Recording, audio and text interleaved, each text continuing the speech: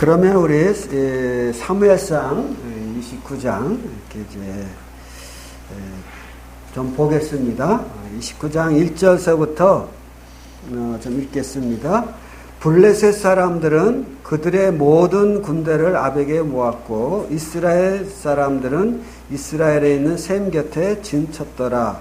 블레셋 사람들의 수령들은 수백 명씩 수천 명씩 인솔하여 나아가고 다윗과 그의 사람들은 아기스와 함께 그 뒤에서 나아갔더니 블레셋 사람들의 방백들이 이르되 이 히브리 사람들이 무엇을 하려느냐 하니 아기스가 블레셋 사람의 방백들에게 이르되 이는 이스라엘 왕 사울의 신하 다윗이 아니냐. 그가 나와 함께 있은지 여러 날 여러 해로되 그가 망명하여 온 날로부터 오늘까지 내가 그의 허물을 보지 못하였노라. 블레셋 사람의 방백들이 그에게 노한지라. 블레셋 방백들이 그에게 이르되 이 사람을 돌려보내어 왕이 그에게 정하신 그 처소로 가게 하소서. 그는 우리와 함께 싸움에 나아가지 못하리니 그가 전장에서 우리의 대적이 될까 함이니이다. 그가 무엇으로 그 주와 다시 합하리이까? 이 사람들의 머리로 하지 아니하겠나이까? 그들이 춤추며 노래하여 이르되 사울이 죽인 자는 천천히요 다윗은 만만이로다 하던 그 다윗이 아니니까. 5절까지 읽었습니다.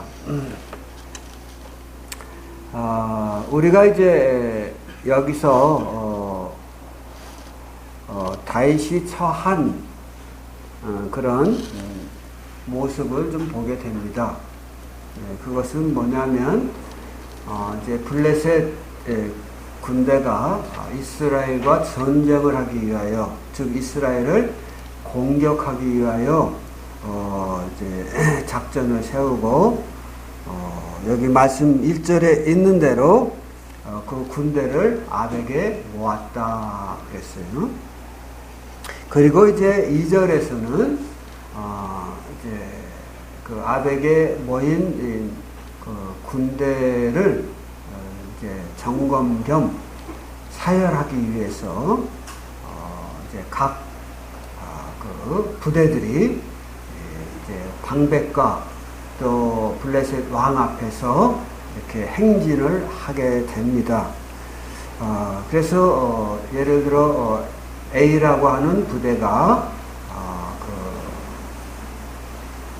뭐 몇백 명이 이렇게 그 왕과 방백들 앞에서 열을 맞춰서 지나가면 그 다음에 또 비방백에 속한 군대가 또 열을 맞춰서 이렇게 지나가고, 그리고 또 C방백에 속한 군대가 또 열을 맞춰서 지나가고, 그러면 이제 왕과 방백들은 우리 정해진 장소에서 그들의 사열을 받는 그런 이제 모습을 우리가 볼 수가 있는데요. 그 마지막에 그 블레셋 군대의 마지막에 다윗과 다윗에 함께하는 군대들이 이제 전진을 하는 모습을 보게 됩니다. 그러자 이제 블레셋 방백들이 블레셋 왕 아기스에게 아니 이 군대의 사이 끝에 있는 그 히브리 사람들은 도대체 뭐냐 하고 물으면서 저 사람들은 지금 우리가 히브리 사람들과 전쟁하기 위해서 나가는데 히브리 사람들을 우리 군대 진영에 두는 것은 옳지 않다. 전쟁 중에 저들이 마음에 변심을 해가지고 우리 후방에서 우리를 친다고 하면 우리에게 적지 않은 피해가 되지 않겠느냐. 그러니 다윗과 함께하던 히브리 군대를 우리 블레셋 군영에서 제외를 시켜라 하고 아기스 왕에게 요구를 하죠. 그런데 이제 아기스 왕은 아유 그 무슨 소리냐, 사울이 죽이지 못해서 안달난 사람이 바로 다윗이고 그에게 속한 군대인데 그래서 저들이 우리에게 망명한 거 아니냐. 그 사람들이 자기를 죽이려고 하는 사울 왕의 반대편에 서서 전쟁을 할 수 있는 것은 가능한 거 아니냐. 이러고 이제 아기스 왕이 다윗과 그의 군대를 두둔합니다마는 방백들은 4절에 보면 막 화를 내면서 안 된다 말이야. 안 된다. 만약에 저들이 이스라엘로 다시 돌아가고자 마음을 먹고 마음을 먹는다고 하면 그가 취할 수 있는 유일한 길은 뭐냐? 바로 후방에서 우리들의 목을 쳐서 그 목을 가지고 자기 나라 왕에게 돌아가시는 거 아니냐. 그런 위험을 우리가 감내할 필요가 뭐 있느냐 하면서 다윗과 그와 함께한 사람들을 돌려보내라고 합니다. 사실 이와 같은 방백들의 그 의심은 어떻게 보면 합리적인 의심이죠.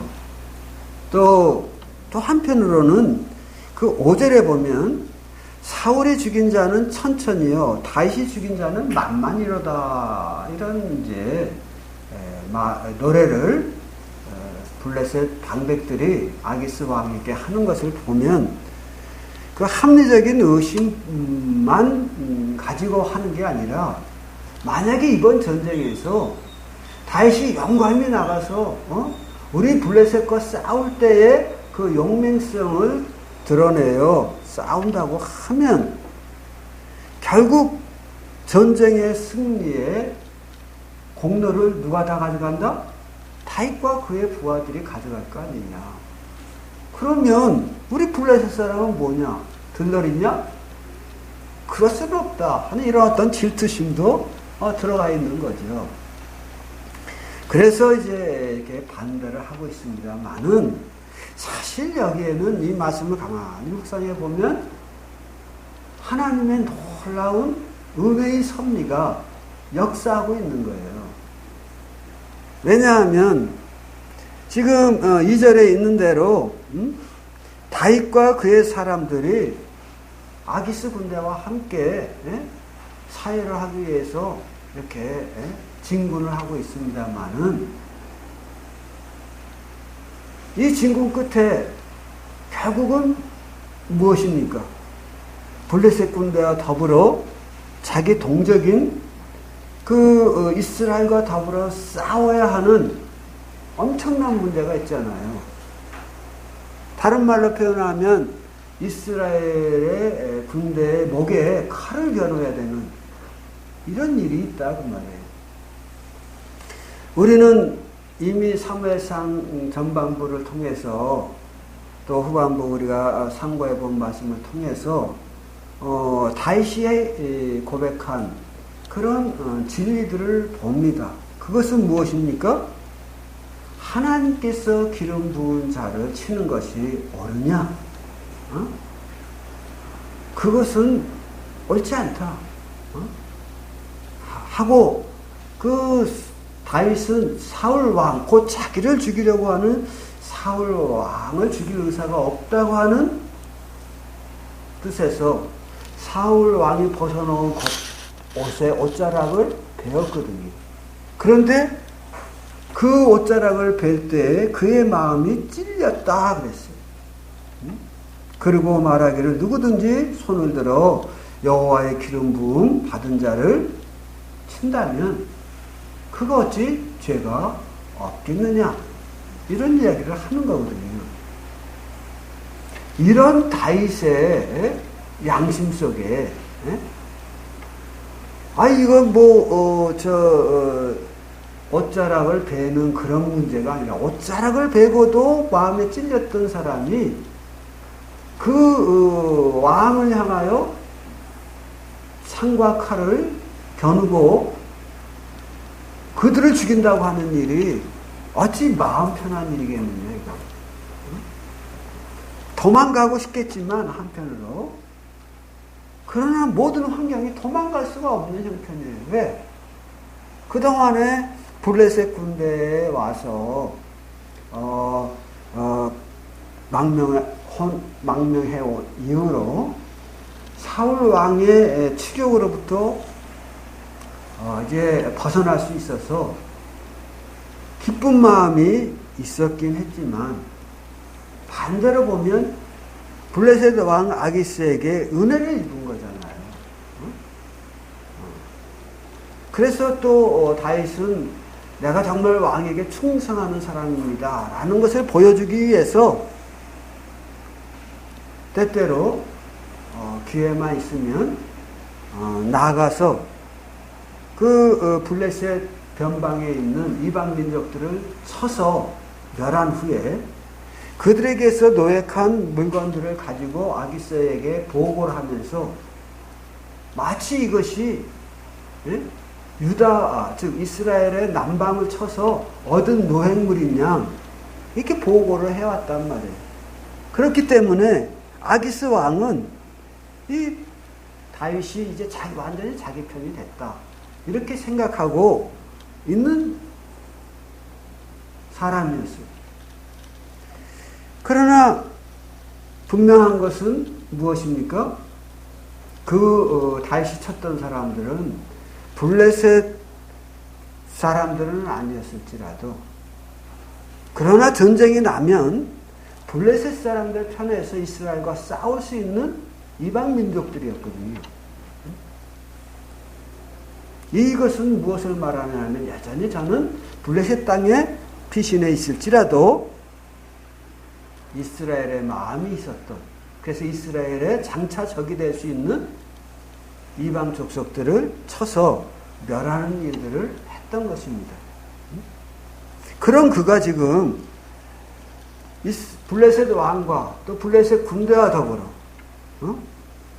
이스라엘을 공격하기 위한 이런 군대의 진영 가운데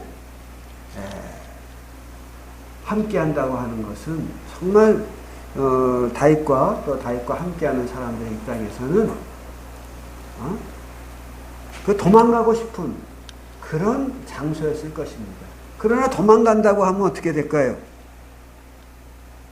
아마 블레셋 왕이 배신감에 이스라엘을 치는 일보다 다윗을 쳐라 하고 다윗을 죽이고자 덤벼든 것이 너무나도 분명한 사실이잖아요. 그러니까 다윗은 이럴 수도 없고 저럴 수도 없고 진퇴양난에 빠진 거예요. 정말 난감한 사정에 있죠. 또 다윗이 사울 왕에 대해서만 사울 왕에 대해서는 감정적으로 어떻게 보면 좋지 않은 감정이 있을 수 있겠습니다만은 그의 아들, 다시 말하면 이스라엘의 군대 장관이나 다름없는 요나단, 그 요나단과는 어떤 관계입니까? 서로 자기 몸과 같이 사랑하고 서로가 서로에게 해를 주지 말자 하고 여호와 하나님의 이름으로 언약까지 한 그런 사이잖아요. 그런 사이에 있는데 그 이스라엘 군대 장관과 같은 요나단을 향하여 창을 겨눈다? 이게 있을 수 없는 일이잖아요. 그러니까 다윗은 이건 누구에게 말도 못하고 끙끙 앓는 거죠. 그러나 우리는 압니다. 시편 132편을 좀 잠깐 볼까요? 여기 우리 손을 놓으시고 시편 132편을 잠깐 보겠습니다. 거기에 보면 우리 하나님께서 어떠한 속성을 가지신 분이신가 하는 것을 시편 기자는 말씀을 하십니다. 거기에 이제 139편 1절서부터 보면 여호와 주께서 나를 살펴보셨으므로 나를 아시나이다. 주께서 내가 앉고 일어섬을 아시고 멀리서도 나의 생각을 밝히 아시오며. 우리 여호와 하나님의 전지하신 속성을 이야기하는 중에 우리 하나님은 어떻다? 우리의 앉고 일어섬을 아시고 멀리서도 나의 생각과 마음을 밝히 아시는 그런 분이시다 하는 걸 말씀하시죠. 뒷부분에 가보면 그분은 또 우리의 모든 것을 아실 뿐만 아니라 어디에서든지 거하실 수 있는 그런 분이심을 또 말씀하고 있죠. 즉 다윗이 속으로 끙끙 앓고 있는 이런 마음을 누가 알았을까요? 여호와 하나님께서 아신 거예요. 여호와 하나님께서.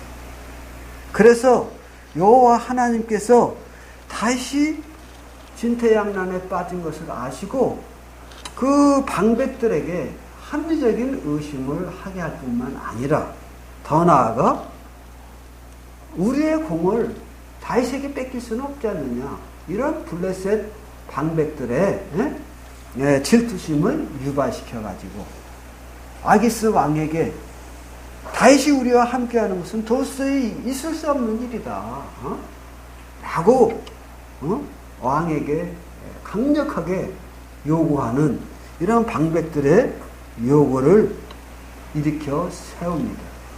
이게 바로 하나님의 섭리죠. 정말 다윗이 어떻게 보면 자기와 함께하는 600여 명의 정예 부대와 함께 움직일 때 600여 명의 정예 부대 중에서도 사람들이 그랬을 거예요. 아이 다윗은 말이야 왜 이 적진에 도망쳐 와가지고 우리 동족, 다시 말하면 우리 형제 자매들과 이제 칼을 겨누고 싸워야 하는 이런 형편으로 우리를 몰아넣는가, 이러면서 불평과 원망을 가지고 이 진영에 함께하는 이런 동료들도 있었을 거예요. 그리고 말들은 안 하지만 서로 간에 이 난처한 상황을 어떻게 벗어날 것인가, 다시 좀 어떻게 해봐, 이런 이제 강력한 무언의 항의를 하고 있었으리라 생각을 합니다. 그런데 우리가 여기서 보는 바와 같이 하나님께서 다윗과 또한 그와 함께한 사람들의 모든 앉고 일어섬을 아실 뿐만 아니라 이제 잠깐 후면 블레셋 진영과 칼을 겨누고 싸워야 되는 이런 형편을 너무 잘 아셨기에 아셨고, 또 말씀에 있는 대로 멀리서도 나의 생각을 통촉하시는 그 여호와 하나님. 히브리 기자는 히브리서 4장에서 이렇게 말을 해요. 주께서 나의 앉고 주께 지으신 것이 하나도 그 앞에 드러나지 않음이 없고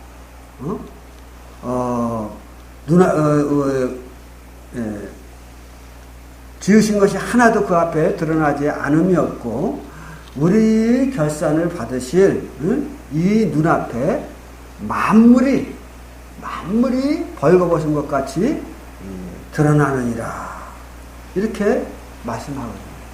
그러면서 우리에게 있는 대제사장, 그분은 우리의 연약함을 체험하지 아니하시는 분이 아니다. 우리의 연약함을 체험하시는 분이시다 하는 것이죠. 즉 우리가 가진 고민, 우리가 가진 그 어찌할 바를 모르는 진퇴양난에 처한 그런 상황, 그 안에서 정말 난감해하는 이런 마음을 우리 주님은 만물을 벌거벗은 것 같이 보실 수 있는 안목으로 우리의 마음을 살피시는 분이실 뿐만 아니라 우리가 왜 그런 어쩔 수 없는 연약함 가운데 빠져들었는지 아시고 우리를 동정하시는 그런 분이시다 하는 것을 말씀하고 있거든요. 시편 103편에도 말씀하기를 아비가 자식을 불쌍히 여긴 것 같이 여호와께서 자기를 경외하는 자를 불쌍히 여기신다 그랬거든요. 그렇습니다. 다윗이 비록 블레셋 진영에 가서 도망쳐 가 있지만 하나님께서 다윗이 자기를 경외하고 또 그러므로 하나님께서 저에게 주신 2번의 기회에 왕을 죽이지 아니하고 여호와 하나님을 경외함으로 왕을 살려보내는 이런 모습들을 일찍이 보아왔거든요. 그러나 저가 어제 선지자의 권면에도 불구하고 어떻게 했어요? 이스라엘 땅에서 도망하여 블레셋 진영으로 망명했거든요. 물론 이것은 옳지 않은 거예요. 하나님께서는 저가 오직 하나님만 바라보며 어떠한 사망의 골짜기에서도 하나님께서 저를 지키신다고 하는 믿음을 가지고 이스라엘 진영에 이스라엘 영역에 머물기를 원하셨습니다만 다윗의 마음 가운데에는 내가 이 이스라엘 땅에 있는 한은 결국 사울 왕의 손에 죽으리라 이런 마음을 가졌고 또 혹 내가 어떻게 살아난다 할지라도 나와 함께하는 그 600명의 군대는 어떻게 할 거냐. 나 때문에 저들이 죽음으로 내몰리는 상황을 지켜볼 수는 없지 않느냐. 이런 어떤 지도자의 인도자의 책임과 이런 것 때문에 저는 어쩔 수 없이 블레셋 땅으로 도망간 것이죠. 그러나 이거 잘한 게 아니에요. 엄격히 말하면 하나님의 말씀에 불순종한 거니까 저가 믿음 없이 두려움 때문에 블레셋 땅으로 도망간 거니까 정죄를 받아야 마땅한 행동이죠. 그러나 하나님께서는 시편 103편 13절에서 아비가 자식을 불쌍히 여긴 것 같이 여호와께서 우리를 불쌍히 여기시는데 그 이유가 뭐냐면 저가 우리의 체질을 아신다는 거예요. 저가 우리가 진토임을, 즉 이 개역 성경에는 진토임을, 즉 진흙 덩어리에 불과한 존재임을 안다. 우리가 어디서부터 만들어졌느냐? 우리는 진흙으로부터 만들어진 연약한 존재인 것을 우리 하나님께서 아신다는 거예요. 근데 우리가 들고 있는 이 개정 성경에는 우리가 그저 먼지뿐임을 아신다. 그랬어요. 그러니까 우리가 진토를 넘어서 흙먼지에 불과한 존재다. 그런 연약한 존재이기 때문에 하나님께서 우리를 불쌍히 여기신다. 그러니까 다윗이 잘못한 건 알지만 뭐 그럴 수도 있지. 이렇게 아비가 자식을 불쌍히 여긴 것 같이 만약에 자식이 잘못한 대로 아비가 율법과 같이 참 징계의 매를 된다면 그 징계의 매에서 살아남을 자식이 몇이나 되겠어요. 아비가 자식을 불쌍히 여기니까 여전한 자식의 잘못과 연약에도 불구하고 그가 아비의 사랑 안에서 온전히 양육을 받으며 성장해가는 거 아니겠습니까? 네. 하나님께서도 다윗을 그렇게 보시는 거죠. 그것은 다윗만을 위한 것이겠습니까? 오늘날 우리에게도 동일하다고 생각을 합니다. 우리가 다윗과 같이 정말 내 입장만 내가 생각한다면 하나님을 위하여 온전히 생을 드리겠습니다만은 내가 하나님 앞에 서원한 바를 온전히 준행하겠습니다만은 딸린 식구들이 있어서 이게 제가 그렇게 하기에는 죄송합니다. 그리고 우리 하나님 앞에 기도하지 않습니까? 어떤 제가 아는 형제도 하나님 앞에 내가 주님 앞에 이제 선교의 길을 가겠습니다. 죽음의 땅이라도 가겠습니다. 이렇게 맹세한 형제를 알고 있어요. 그래서 내가 그 형제에게 그 선교지에서 이러이러한 이제 필요를 요구하는 요구가 있는데, 형제 그동안 기도해왔던 대로 그 선교지를 향해서 가겠어? 그랬더니 그러면서 제가 그 정보를 줬어요. 그 형제가 고민을 하더라고요. 왜 고민을 할까요? 자기 딸린 식구들이 있는 거예요. 자기 혼자 같으면 죽으면 죽으리라 하는 마음으로 갈 수 있을는지 모르지만 자기 가족들이 있으니까 결정을 못하고, 형제님 이 선교지에 좋은 소식을 보내주셔서 감사합니다. 이러고 더 이상 말을 못하더라고요. 기도해봐라. 내가 형제에게 요구하는 게 아니다. 요구하는 게 아니고, 형제가 주님 앞에서 이렇게 참 서원하고, 그리고 그 소원을 이루기 위해서 공부도 하고, 그동안의 믿음의 길을 달려오지 않았나. 그래서 혹시나 해서 이야기하는 거다 라고 이제 이야기를 드렸는데, 결국 그는 자식의 양육을 위해서 어떻게 해요? 있는 곳에서 계속 있기를 원하는 그런 것을 보았습니다.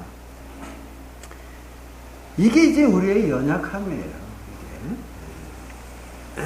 그러나 하나님께서 그를 있는 곳에서 사용하심으로 또 주님의 일을 이루어 가시는 것을 보고 있습니다. 어쨌든 우리가 이제 사무엘상 29장으로 가서 29장으로 가서 보면 이렇게 보죠.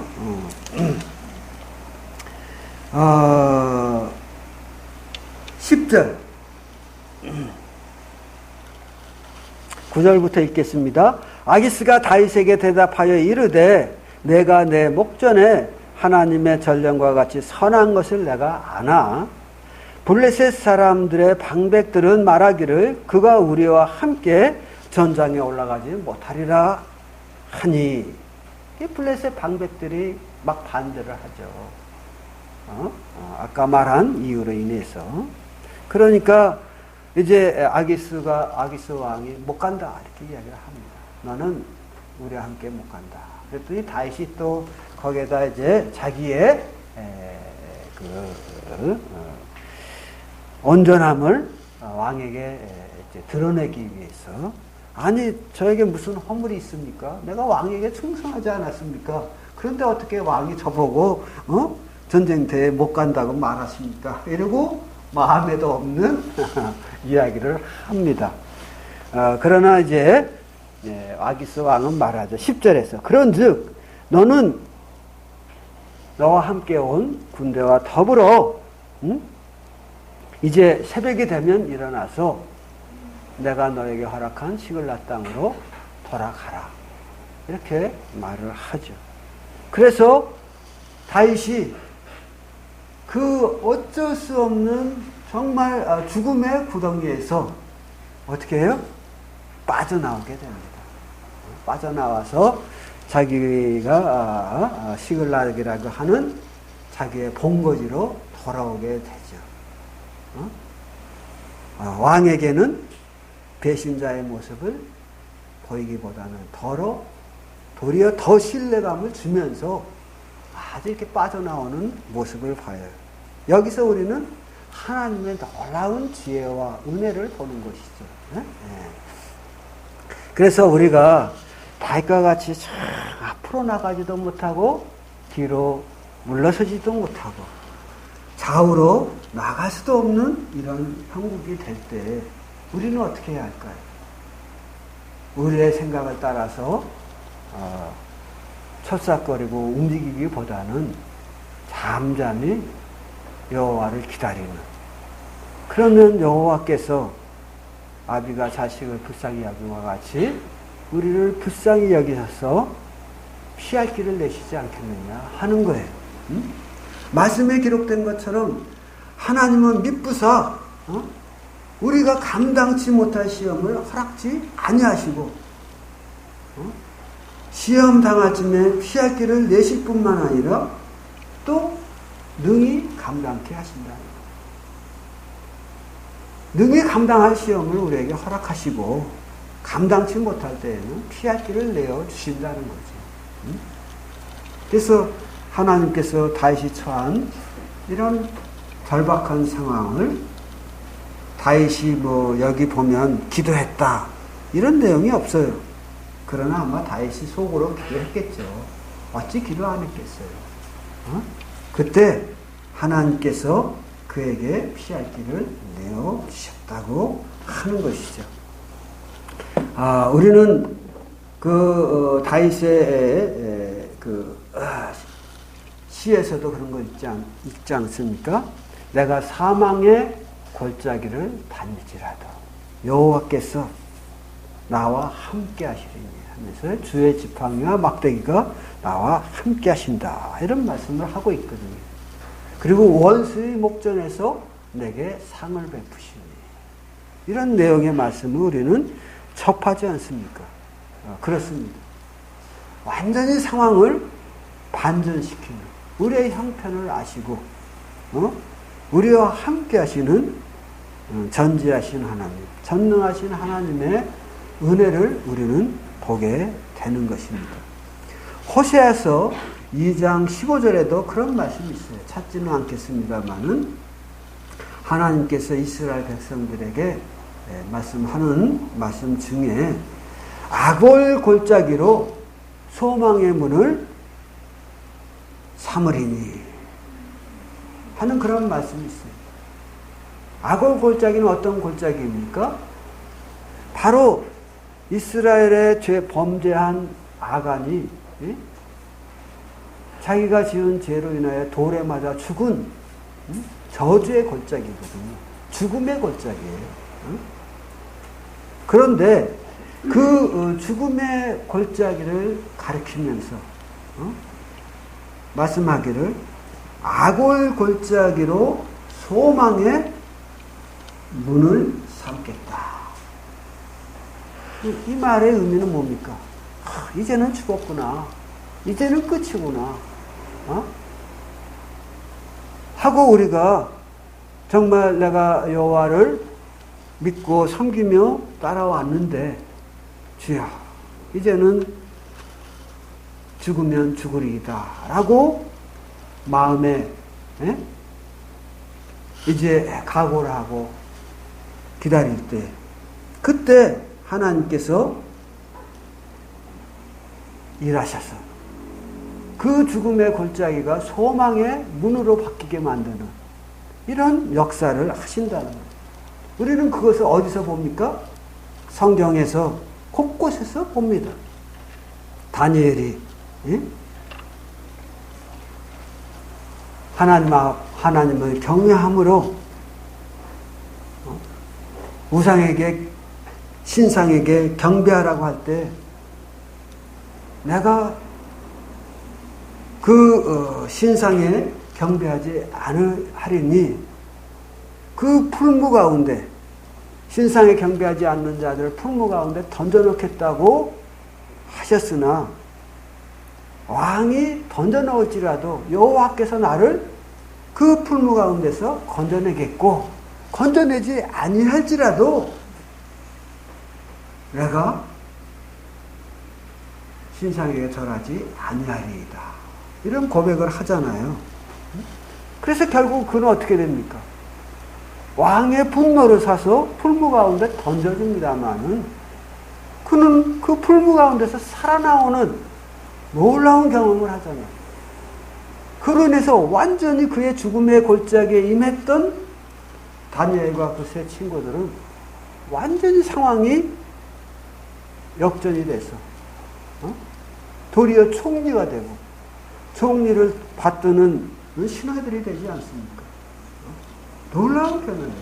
누가 다니엘과 같은 젊은 친구를 총리로 세우겠습니까? 그 전까지는 아무도 생각지 못했지만 느부갓네살 왕은 그를 총리로 세우고 다른 이들도 그 7배나 뜨거운 풀무 가운데서 죽지 않고 살아나오는 다니엘을 볼 때 그를 총리로 세운다 할지라도 그를 지키시는 요 하나님이 들여오서라도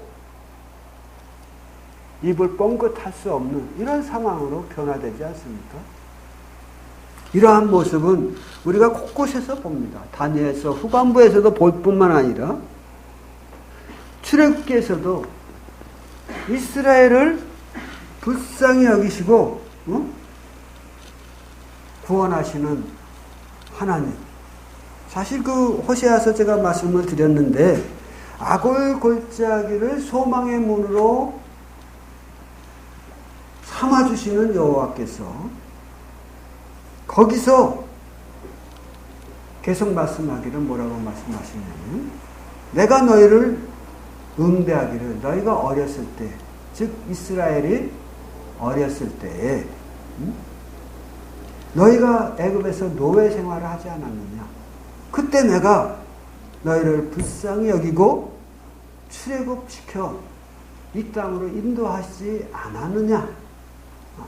이런 이야기를 하거든요. 그때 너희가 너의 힘으로 출애굽을 하였느냐? 아니라는 거예요. 여호와의 능력으로 그렇게 하였다는 것이죠. 그때 하나님은 어떤 일을 하셨습니까? 이 모세를 통해서 이스라엘을 구원하여 인도할 때, 그 길을 인도할 때 하나님께서는 양옆은 산이고 그런 골짜기로 인도했는데 그 앞은 뭐예요? 홍해바다인 거예요. 뒤는 이스라엘을 다시 포로로 잡아 종로로 시키기 위하여 쫓아오는 애굽의 군대였습니다. 앞으로 나갈 수도 없고 양옆으로 도망갈 수도 없고 뒤로 빠져나갈 수도 없는 이런 처지에 있을 때 참 이스라엘 사람들은 아우성이었잖아요. 모세가 우리를 인도하여 이 죽음의 골짜기로 몰아넣었다 하면서 원망하는 사람들이 막 생기게 할 때 우리 모세는, 구원자 모세는 뭐라고 합니까?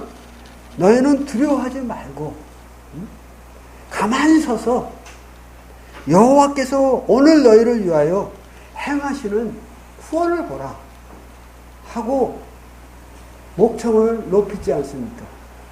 네, 그들이 구원받은 것도 여호와의 능력으로 된 것이지 모세의 능력으로 된 것 아니고 이스라엘의 능력으로 된 게 아니잖아요. 그러니까 이와 같은 절망적인 순간에도 우리가 할 수 있는 것은 가만히 서서 여호와께서 우리를 위하여 행하는 구원을 바라보는 길이다.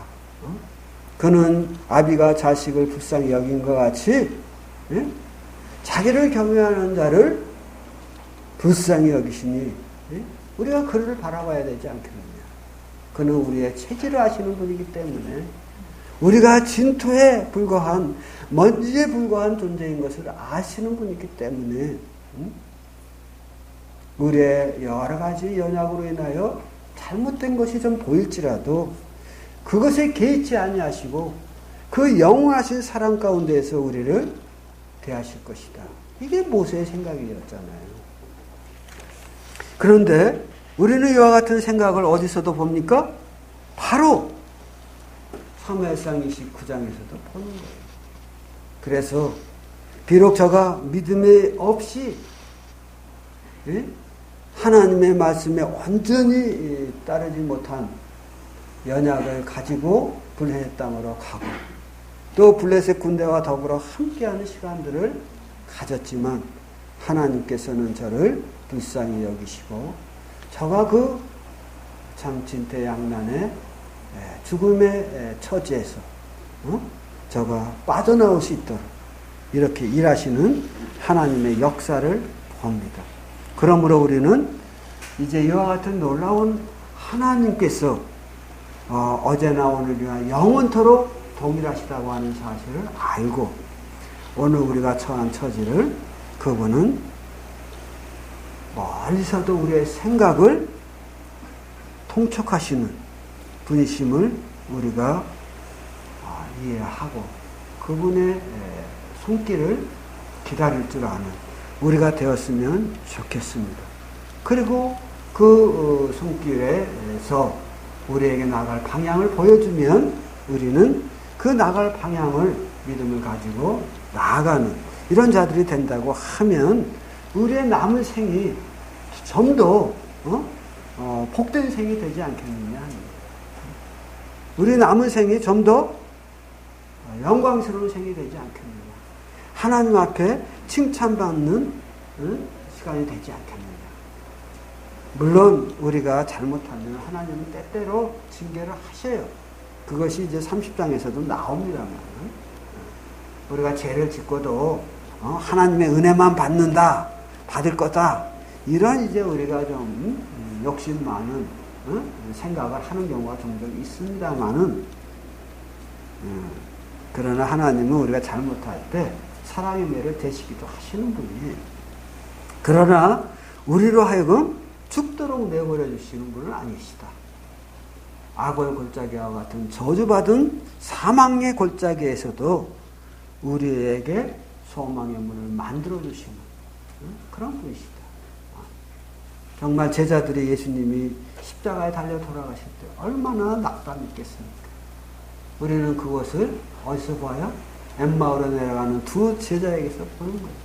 우리는 그가 우리를 구원할 자로 믿었는데 그가 어제 죽었단 말이에요.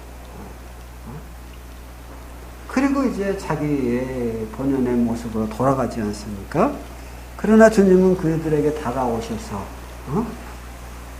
성경에 기록한 예수 그리스도의 삶을 쭉 말씀해 주시잖아요. 그때 제자들의 눈이 띄어지고 주님께서 그때 우리에게 말씀하실 때 우리 마음이 뜨겁지 아니하였더냐. 그리고 변화된 그들의 마음을 허락하시는 주님. 이런 주님의 모습은 얼마나 자연스러운 것인지. 많은 사람들이 예수님을 십자가에 못 박았지만 도리어 그 십자가의 문을 십자가의 그 죽음의 그 형태를 소망의 빛을 볼 수 있는 장소로 바꾸어 주시는 하나님의 지혜. 이 지혜가 우리와도 함께 하시리라 믿습니다. 그런 지혜가 우리는 29장에서 다윗과 함께함을 보면서 하나님께 영광을 돌리게 됩니다. 감사합니다.